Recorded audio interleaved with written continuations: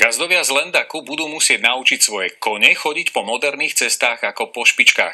V dedine sa totiž teraz vo veľkom asfaltuje. No keďže je to dedina, v ktorej sa gazduje vo veľkom, niektorí sa obávajú, aby kopytá hospodárskych zvierat nepoškodili ten pekný nový asfalt.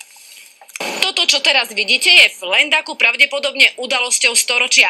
Aj keď je to jedna z najväčších potatranských dedín, predstavte si, čo im tu doteraz chýbalo. Asfaltové cesty. Je to taká kuriozita, že tu tie cesty neboli asfaltové, ale boli donedávna len prašné. V Lendaku sa takmer v každom dome gazduje. Prašné cesty vyhovovali hlavne zvieratám. Ich kopytá sa teraz budú musieť učiť na modernejšie.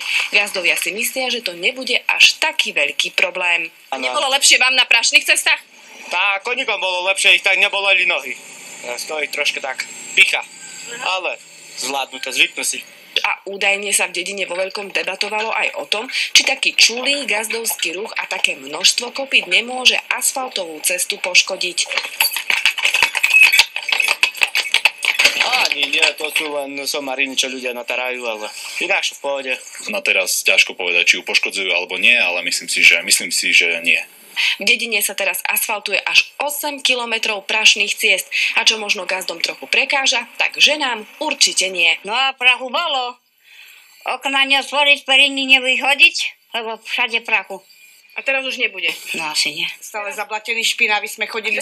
A teraz si už aj lodičky môžete obuť. No, presne, aj na opätkoch. Už budeme sa korčulovať aj.